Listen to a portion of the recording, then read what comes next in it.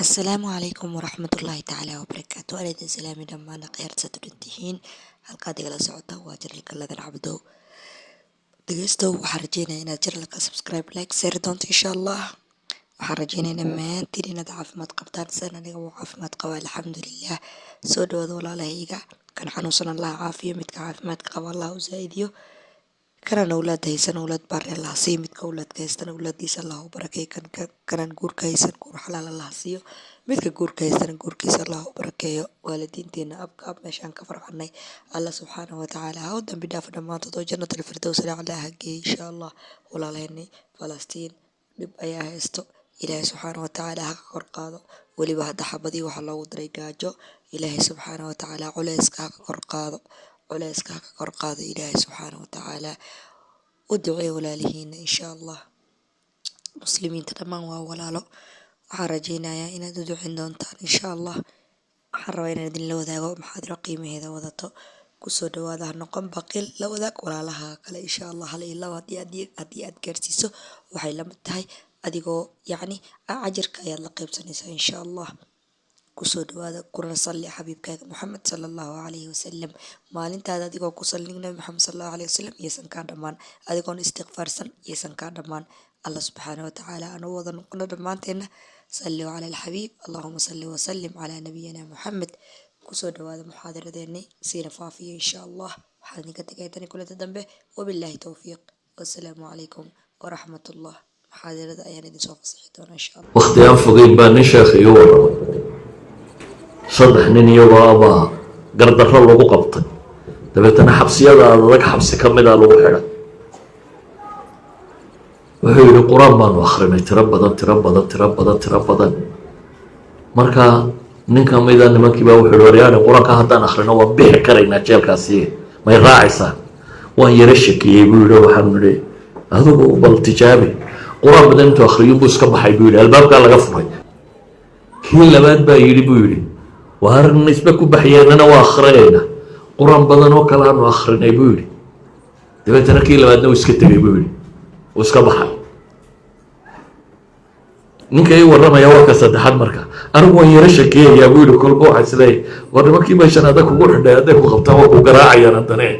waasna markii dambaan sidhi buu yidhi war labadii kaa horreeyeyba ku baxee maadadna tijaabisi. waan waday buu yidhi, wado ana albaabkaa ka soo boday buu iska soo baxa. oo adigu saad u baxdaan weydiiyey, kuwa kale maad arkaynin. albaabka markaan mirayaa mid igu yidhi buu yidhi miyaad sala tegaysaa? markaasaan ku yidhi buu yidhi haa. dabeetana uu ii baneeyey buu yidhi oo iska dhaafa. ilaahay subxaanahu watacaala xuskiisa haddaad badsato nabadgelye iyada kugu filan, laakiin inta badan dadku way hilmaamaan. sidaa awgeed ayaa ilaahay wuxuu tilmaamay kuwa dagaalada gelaya mujaahidiinta ah, war dagaalamoo sugma baa ilaahay yidhi, laakiin ilaahay xuskiisa badsada. ilahay wuxuu leey yaa ayuha aladiina aamanuu idaa laqiitum fi'atan fahbutuu wadkuruu llaha kaiira lacalakum tuflixuun. war kuwa iimaanka laga helayo haddaad la kulantaan fi'a, koox haddaa ishaleeshaan, horta ha cararin ee sugma baa ilaahay yidhi subxaana wa tacaala. gaala haddaad la kulantaan oo dagaal ay tahay, sugmo ha cararina. maxay kala sameeya baa ilaahay yidhi fadkuruu llaha kaiiran lacalakum tuflixuun. ilaahay xuskiisana badsada, waxay mudan tihiin inaad guulaysataan baa ilaahay tilmaamaya subxaana wa tacaala. ayuha alaxiba, ilaahay xuskiisa deganaashiya naxariis baa lagu helaa siduu nebigu tilmaamaya calayhi salaatu wasalaam. nebigu wuxuu yihi duul meel ma fadhiistaan iyagoo ilaahay xusaya ilaa iyo malaa'igtaa isku weegaarta oo ilaahay naxariistiisaa daboosha oo xasilooni baa ilaahay ku soo dejiya oo rabbi baa kuwa agtiisa joogee malaa'igtaa uga warrama. waxaas oo nicmo ah maxaa lagu helaya? marka xuska ilaahay dhab inaga yihi, aynu si dhaba ilaahay u xusayno subxaanahu wa tacaala. cagsigeeda wuxuu nabigu yihi calayhi salaatu wasalaam duul meel ma fadhiistaan iyagoon ilaahay xusaynin ilaa iyo nuqsaan bay ku noqotaa. ilaa kaana calayhim tiradu waa naqs, walan yatirakum acmaalakum, yani waa nuqsaan bay ku noqotaa. qof ma jira buu nabigu yihi calayhi salaatu wasalaam rajulun mashaa ariiqan, qof wado maray waan ilaahay xusin إلا كان عليه ترة وما من رجل آوى إلى فراشه فلم يذكر الله إلا كان عليه ترة نبي وحط المامي عليه الصلاة والسلام قف فريستي يقف سعطاه يقف جيف صنية وأن إلهي حسيني هدو جربون نقصان بيكون طهيب النبي عليه الصلاة والسلام أجر كاكا نقصامي إلى لنتي حريستي وحي لهلا يبقى نقصامي وحي وناقة نصوصته أي تلمامتي وحبك نقصامي سيداوغين ما لنت قيامة بالليل مال جلستك صوفر استيان النبي نقصلين إلهنا حسنين إلا كان عليهم ترة فإن شاء عذبهم وإن شاء غفر لهم ما من قوم يقومون من مجلس لا يذكرون فيه إلا قاموا عن مثل جيفة حمار وكان عليهم حسرة دول مال انت يسوي ما دام ورك لهم أخريانية وأنا إلهي بشيقين إلهي سيدي بخت الدمير دول كدول كعيبين نقدر بلد المام عن مثل جيفة حمار أيها الأحبة ساعات كستو دوني دا ينصوم مرتو إنن إلهي حسني خسارة آخرين وطيبين الدنيا على الأقل وحو نبي يروت المامي عليه الصلاة والسلام هدي مجلس كاينو فردنا وحوغا لغو يبين لك دعدعان مركا ودبيسا إنو كعينو هدينو نرهرو سبحانك اللهم وبحمدك أشهد أن لا إله إلا أنت أستغفرك وأتوب إليك إلهي وحي مجلس كادن بينا قد عوين ونافيا على الأقل مركا نسيك عينون هدينو إلهي حسنو وحي أينو قصني إبا ينقل دعي والله ينقل دافيا أيها الأحبة مركا إلهي حسكيسا أدوك نوال لقول لي بانا آخر نوال لقول لي بانا صومالي دو إن جنرال مركا نوغا هذا الله وحرفضو قفك الصومالي يقول لي لما شيء باكره إنو وحيبيه يدرول إنو قارك حايه والله هذا حرفضات صومالي دو حرفض كلام يكون مغاشين labada xirfadood bay leeyihiin xirfadda waxiibinta halkiina kan dad badan iyo waxbaaba idinka socsocday oo Soomaalidaaba baacimishtarka u badan baan arkay Afrika xaga kama socoto waayo everything company weyn baa haysta qaanuuna adag oo aan ku ogolaanin inaad si fudud u soo gashayo cashuur iyo kanina waa dul saaran sadaradeed tijaarada Soomaalida ay meelaha ka fururtaa hoos bay u foorartaa يعني وحوي waa maqaaxi yar oo Soomaali wax ka gada intan qaxoontiga iyo qaxoontinimada ku yimi ayuu wax ka gadaya laakiin dad kale wax kama gadayo waa dukaan yar oo dirc iyo garad iibinaya iyo intii yareed Soomaalidu haysatay oo inta ka gadaya marka ma aha baac mushtari u jeeda wadanka inuu wax ka iibsado saawgeed xirfadii baac mushtari Soomaalidu lahayd Yurub kama socoto siiba mana awoodi karo wax walbana company weyn baa haysto beesada ka faa'iidaya laakiin de quantity iibinaya sadaradeed adigu haddaad soo gasho iskaba ka bixinayso wax adigu aad wax ka soo saarayso ma xirfadda labaad ee Soomaaligu leeyahay waa darawalnimadaas ay qaarkood marka ay shaqadu banaato yani markay wadanka shaqo la'aan ka dhacdo dee dadkan qaxootiga waxa ma shaqooyinka ugu horeeyay waayo hoos buu soo dhacda shaqadu marka ninka cad baa shaqada soo buuxinaya markay shaqadu yara furantay iyagu kuwa sare u yara kacayaan markaas waxa ku banaanaanaya dhulxaadkii iyo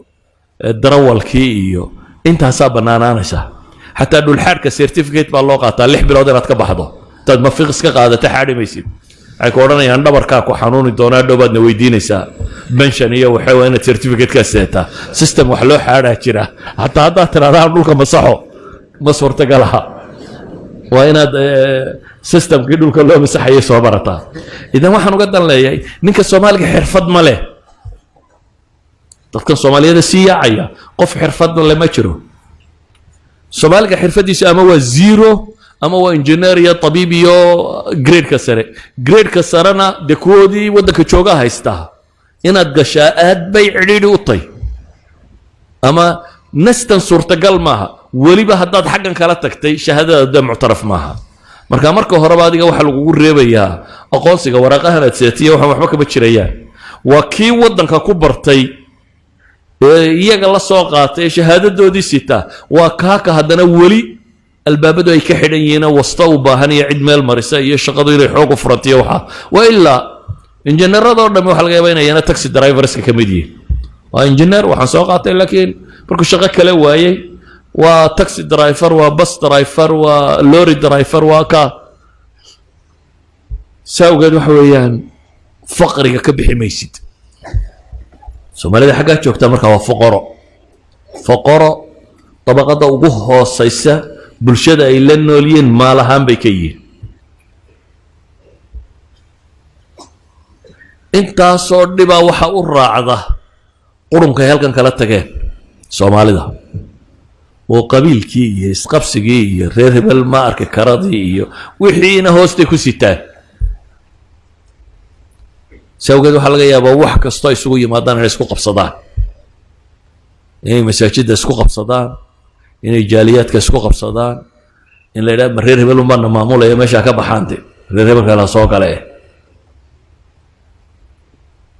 waxaan dadka kalena loo sharxi karin xataa hadday dadka kale is yidhahdaan war nimankan dhexdhexaadiya wuxuu sheega waa waxaan muuqanaynin la arki maayo waxa isku haystaa ilaa hoosta waxaad ka haysataa niman reer hebela meesha haystaa marka dadka kale waxaad u sheegto xataa cadi ma jiro marka problemkiina lana arki maayo oo hadduu dad idiin yimaado isla dhexdhexaadii problemaa sheegtaan muuqan maayo waana isku dhegantiin oo kala bixi maysaan kaasi waa suuradda dhabta ee meesha ka jirta bini aadamku inta badan dhibta isaga haysatuu arkaa markaasuu is idhahdaa dhibiba waatane haddaad ka baxda malaa noloshuba badhaadha iska noqon lahayd dadkii dhulka ka tegay qaar baa dhibaato amni ka cararay qaar baa dhibaato dhaqaale ka cararay laakiin markay xaggoo tageen wixii ay moodayeen waxaan ahayn bay la kulmeen noloshu tii ay raadinayeen may noqonin dee waxaa laga yaabaa inaad tidhahdaa wada dee negative umaad akhriyaysaa bal positive-kiina sheeg muxuu yahay positive-ka halkaa ka jira kow waxoogaagaa darawalladu soo direen ama oday afar caruura haysto afartuba dee faranji ka noqonayeen intii ay la yaryaraayeen wixii la yaraaye la siisiinayay uu ka xejiyey uu ka soo diray oo yidhi ama guri aan ugu dhisayaa meeshii ama ay hooyaday guri u dhisa ama baadiye ka keena islaanta iyo magaalada geeya ama xajka geeya intaasaa maqashaan soo maaha intaasoo sidii lagu keenay ilaahay un og yahay inay xaaraantii inay xalaal tahayna anigu aanan aada u hubin in badanoo ka mid xaaraan iyo xalaal waxay noqonayso aanan aada u hubin kaasi waa jira qadiyad labaad baa jiro oo ah gabadha soomaaliyeed ee muslimadee diinteeda ku mintiday shicaarka islaamigaa bay muujisay xijaabka iyo marada weyne ay jiidayso markaa dad muslimiin oo meesha iska joogay oo hurday bay dib u kicisay xijaabku inuu dadka badh intii islaamka uun sii haysatay way ku faafiyeen intii luntay mooyaane intii xijaabka adkaysatay dee awal lama aqoon gabadh muslimad oo xijaabanidi waddanka kama jirin ta ugu badan baa khimaar yar ay madaxa ku xidhay iyo shaadhii surwaal sidatay laakiin qoladan marada weyn sidataa markay timi masalada xijaabka bulshadii kale way ku dhiirigelisay marka waa laga yaabaa gabadh muslimad oo cad oo xijaaban aad aragto ama gabadh carbeed oo muslimad oo xijaaban ama gabadh yani dadkii kale oo maradan weyn ku soo dhiiraday oo xijaabkaasina hablaha soomaaliyeed way faafiyeen waxaa kaloo soomaalida lagu ammaanaa qur-aanka ay qeybsan yihiin waxaa laga yaabaa masaajidda yurub ku taalla inta ugu badan leh bisha ramadaan soomaali tukiyo oo kan dhafoorada xiiran leh musuuqa joogaa inuu qur-aanka qeybsan yaha laga yaabaa ee soomaaliya ka yimi oo hadduu bishaa iska soonsoomo inuu galaba xagga hore oo uu dadka tukiyo qur-aankaasna caan bay ku noqdeen oo ninkan soomaaliga markaa la arka waxaa la moodaya in dhammaantood ay wada xufaad yihiin oo qur-aanka yaqaaniin cunsurka keliga ee soomaalidu diin ahaan ay rumaysantahay in la qabtaana waa masaajidna waa dhiseen oo wadanadaasi dumarkaa soomaaliyeed baa dahabkooda iska ururiyey dhalinyaradaas soomaaliyeed baa boqolka pound iyo $100 iyo $1,000 bixiyey bulshadaas soomaaliyeed daaro badan oo masaajid ah inkastoo aan ka cabsi qabo inay sidii kuwii turkida iyo bakistaantu dhistay oo kale inay noqdaan masaajidda waxaa caan ku ah masaajid baad soo gelaysaa unoo soomaaliya 70aadkii halkay joogtay 50 oday unbaaba ku tukanaya war odaydan carruurtoodii meeday magaaladay ku jiraan. dadka tukanayaan waa maxay? waa konton oday oo benshanista soomaalidu masaajidda waa dhisaan. midhadhka qaarkoodna waxaanan anugu garanaynin inay sax tahay iyo inay qalad tahay, laakiin dadka kale ku ammaanaanna way sameeyeen. soomaalidu waa dad diiran oo meel kasta madaxa isugu tuura. marka soomaaliya qaxoontiyo shalay yimi oo kongareska maraykan fadhiyo le maraykankan xukumaya, soomaalidan maqal. soomaali qaxoontiyo shalay ta yimi oo ingiriiska u fadhiya European Unionka, inan soomaaliyeed baa u fadhiya oo le baarlamaanka Yurub baan u fadhiya. ingiriiska waa nin ingiriis oo baarlamaanka Yurub u fadhiya. nin soomaaliyeed oo ordayo le baarlamaanka waddan Sweden ama kan baan ku jira, ama inan soomaaliyeed oo le meeyarka magaalo heblaayaan ahay. maraykanka waa maqasheen magaalooyin ay meeyarka ka yihiin hablo soomaaliyeed. gabadh soomaaliyeed ama wiil soomaaliyeed, gabdhaba isaga badan oo golaha degaanada ee magaalooyin ku jira. ma garanaya waxaas inay khayr yihiin iyo inay shar yihiin. qofka dee gaalada dhex cararay ee waxay walaaqayeen la walaaqaya ilaa xagka uu soo gaadho. laakiin waxaa laga yaabaa bulshooyinka kale inay ammaan u haystaan oo yidhahdaan war nimankani waa niman actifo, ma nimankii shalay ta yimi iyo kongareska fadhiistay, ama shalay ta yimi iyo European Unionka fadhiistay, ama kan fadhiistay. waa laga yaabaa dadka qaarkood inay u arkaan. soo duduub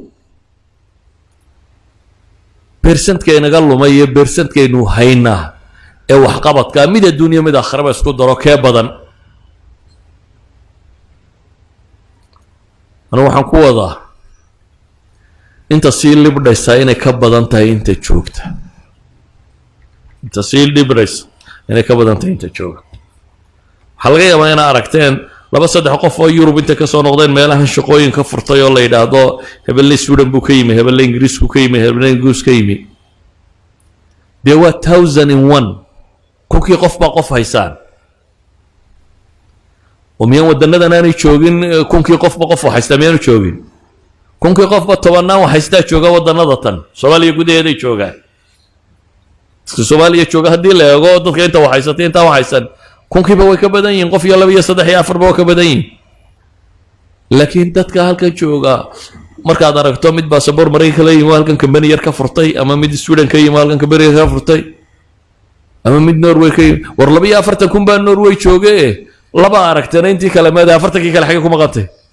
42 kun baa la maqan iyo dheeraad ay xagga ku maqan yihiin. yani waxa laga yaabaa inaan inta badan isweydiinin. dadku markaa waxay ku eegaan hebelle baasaboor mustaa, meel heblaayo ka war waa 1 in 1000 kama badna. adoo dad sii cararto 1 in 1000 ka inaad noqonayso mise 999 ka inaad ku biirayso, labada probability ka aad u badinayso. waxaan leenahay Yurub sida dadku haystaan maaha. faqra ka jira, wax la'aan baa ka jirta, dhib baa ka jirta, guri burburay baa ka jira, carruur aan gacan lagu hayn baa ka jirta. midhadh ilaahay carruurta u hagaajiyey waa joogaan. waxoogaa qur-aanka ilaahay qaar qaybsiiyey waa joogaan oo laga yaabo inay musaabaqaadka caalamiga maqashaan inay qaadeen. maraykanka kale waxa laga yaabo musaabaqa lagu qabtay 18 qof baa jaayisa qaadanay, 18 kuwa Soomaali bay ahaayeen. laakiin de 18 markay jaayisad qaadatay 18 kunna jeelash iyo meel daran bay ka dhacday, habsiyada iyo madhul aan la garanay. marka waxa weeyaan waxoogaa dhankani waa jira. mustaqbalku siduu u eg yahay mustaqbalku wallahu aclam. siduu imika yahay hadduu ku socdo ma qurux badna. haddii wax la bedelo garan maayo, laakiin siduu hadda yahay hadduu u sii socdo, iyagu buxuus ay sameeyeen waxay ku tilmaamayaan qoladan qaylinaysa le culture-ka isbedeli, waxba isbedeli, waxay leeyihiin maxba isma bedelin. waxaynu sugaynaa un bay leeyihin 3 generation dan dadka ka mid noqonayaan. kan yimi kuu dhalay kuu sii dhalay kuu sii dhalay un baanu sugaynaa bay leeyihin. 3 generation oo halkan ku dhashaa bay leeyihin. generationka saddexaad nin European un bay leeyihin, ama ha madoobaada ama ha caddaadeen. laakiin thaqaafadii iyo afkii iyo culture-kii iyo wixii uu xagga kala yimi wuu lumayaa. Yurub markaan tagaan ogaaday af Soomaaligu inuu diinta ka mid yahay. soomaaligu diintu ka mid yihi waa afafka muslimiinta waa luqad diin xambaarsan waayo dhasha maanta yurub joogtaa ee soomaaliyeed intooda badan iyo soomaaliya way kala go-ayaan waxaa laga yaabaa inay dadku yidhahdaan marka way soo noqon maayo qof aan ku afgaranayn oo ku dhaqan garanayn oo waxba kaa garanaynin kaasuu gurigiisii u haystaa adiga hadduu ku yimaado waa waageeni isma fahmaysaan intaa waxaa dheer afku inuu diin yahay cid wax u sheegtaba waa lala'yi waayo boqolkiiba boqol baan odhan karaa wadaadada soomaaliyeed waxay ku hadlaan maxay soomaaliga xataa afafka kale waxaa laga yaabaa inay fahmaan inaanay ku hadlin xataa afafka kale kuwa akhriya ama wax ku bartay inay fahmaan baa laga yaabaa inaanay ahayn maxay fluent speakers maaha sida awgeed jiilashan yaa diin u sheegaya inanka soomaaliyeed ee norway ku koray ama sweden ku koray ama denmark ku koray ama germany ku koray ama af soomaali ma hayo hadduu af soomaali waayo yuu diin ka baranaya baa idinkaan weydiinayaa yuu diin baraya ma af carabu bartaad u malaynaysaa yuu diinta ku baranayo mise af norwija diini ugu qoranta maya xagguu markaa diin ka baranaya kaasi kuu sii dhala muxuu barayaa kaasi waa laga yaabaa markuu gababo inuu yidhaahdo hooyadayoo tugtukataan soo gaadhay laakiin ka yari ma soo gaadhin yani muslimiintii qabatay maalan waddankan la yidhaahdo australia xagee ku dambeeyeen muslimiin badanoo afghanistaana la qaaday awr bay wadeen ingiriisku tareenada ma haysanin tareenada markuu dhisanayay geelaasaa la watay geelan tirada badan le imanka keynta lagu sii daayay australia waa nimankii waday dadkay ka mid noqdeen waad arki un qof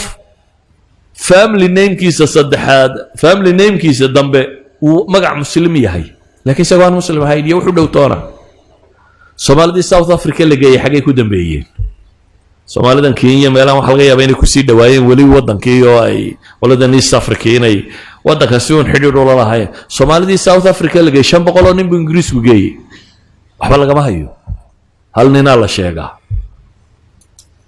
hal ninaa la sheegay wax noqdo markii dambana soomaalida kusoo noqdo intii kale iyo waxay dhaleen toona meelay ku dambeeyaan lama hayo su-aasha isweydiinta le waxa weeyaan markaa dadka maanta jooga ee meesha tegey mustaqbalkoodu siduu noqonaya dee waa laba mid in laga xoog batoo la milo oo dadku si cad uma odhanayaan anigu diinta waan ka baxay ama waan gaaloobay ama islaamnimada iska tegay laakiin wuu milmayaa jiilba jiilka ka dambeeya uu kasii diin yariyey ilan systemkan waxbarasho uu galayo noloshuu la kulmayo dadkuu la dhaqmayo waxaan oo dhan ba isbedelay afna ma garanayo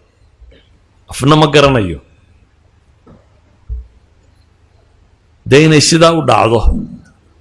iyo si kaloo mucjiso ah inuu dhacdo taana raggeedii lama haya weli maan aragde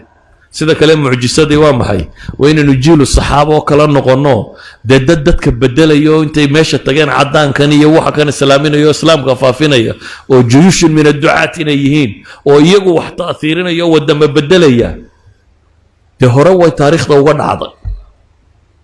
oo dad muslimiin hore waa u sameeyeen laakiin dadkani hami diineedba ma sideen markay meesha tageen mise hunguridoon bay ahaayeen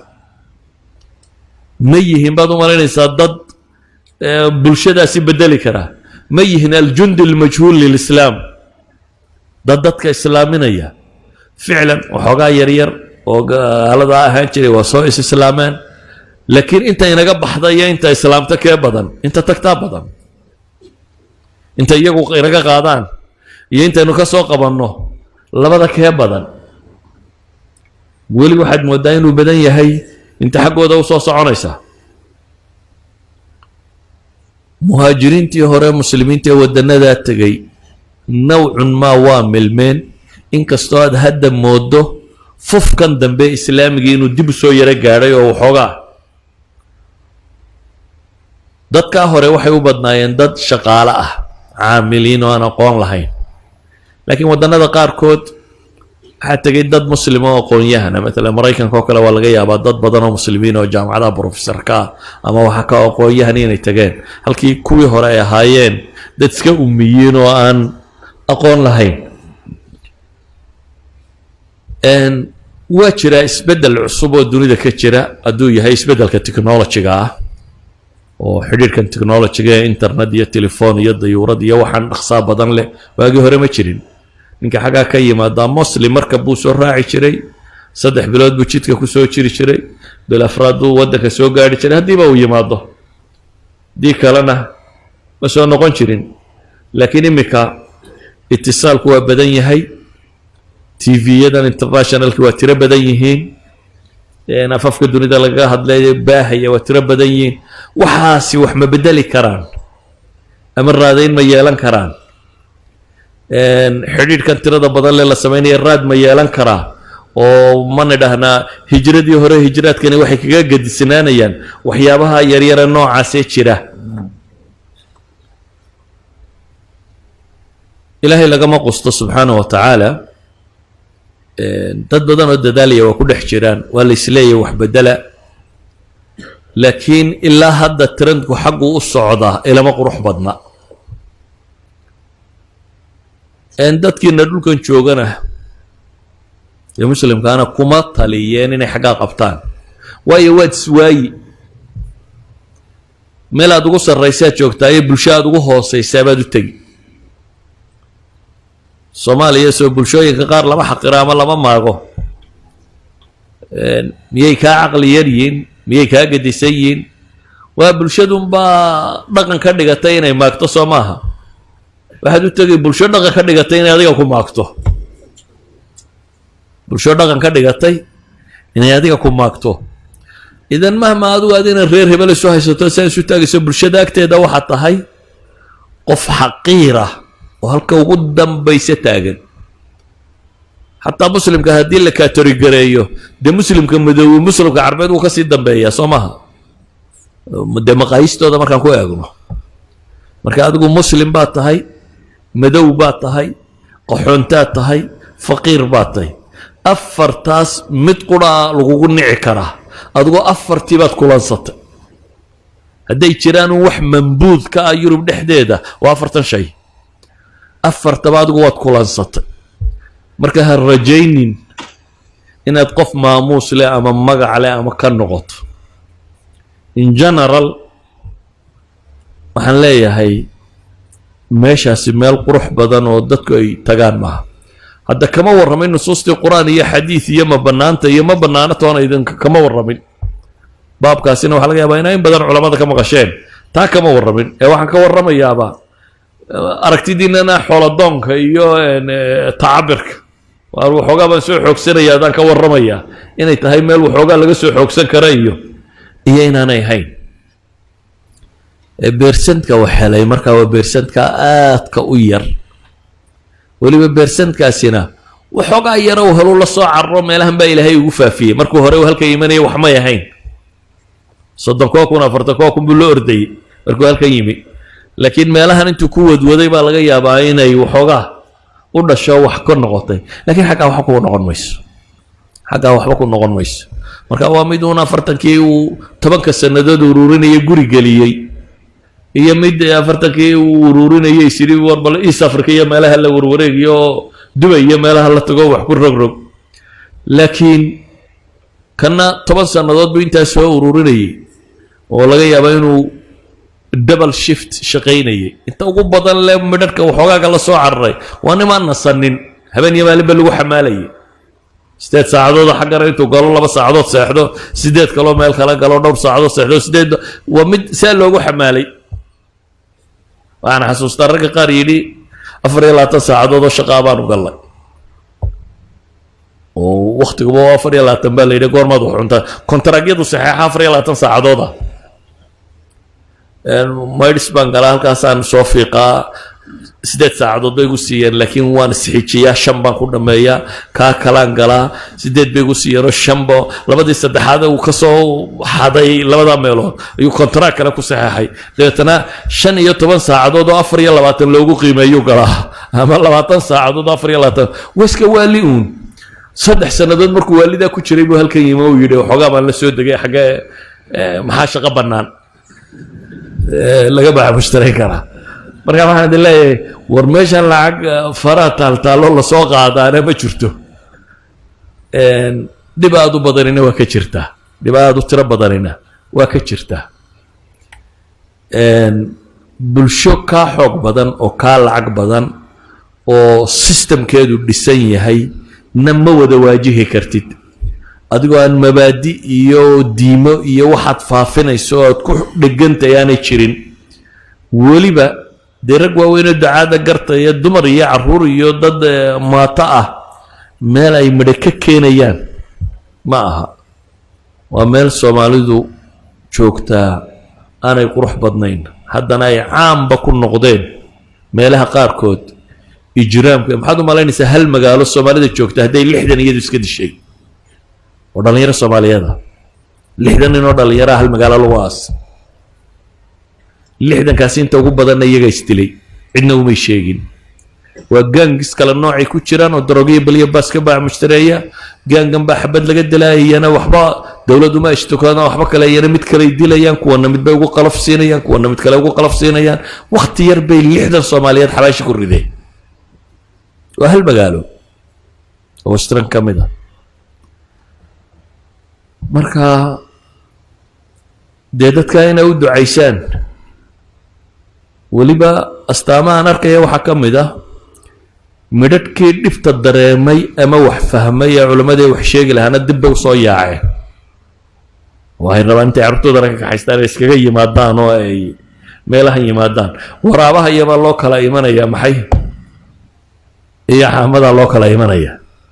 waayo nin waliba yaa nafsi buu taagan yahay marka inuu wax badbaadiyada iyo wuxuu jiri waar adiga intaad ka raacin allahumma naxariista anaga ma nagu dari gaaray ma maqash Soomaalida waxay yiraahdaan mid baa walaalkii la dilay Fariid ahayn dabeetana way tirtirsiiyeen waxay yiraahdeen waar orodo walaalka u soo marka qoraal la siiyo waxa la yidhi doon wuxuu warwareegay malaakan kalena waa mid gaangistara ninkii baa meel la iska helo waa la israsaasay lafihiisa buu kala soo baxsado waxa la yidhi war ninkii ma dishay war alla ma naxariista anaga ma nagu dari gaaray buu yidhi marka rag badan waxay yiraahdeen war anaga ma nagu dari gaareen oo ka yimaade intii wuxuun isbidaysayna dadka u duceeyo sallallahu alayhi wa sallam wa ala alihi wa sahbihi wa sallam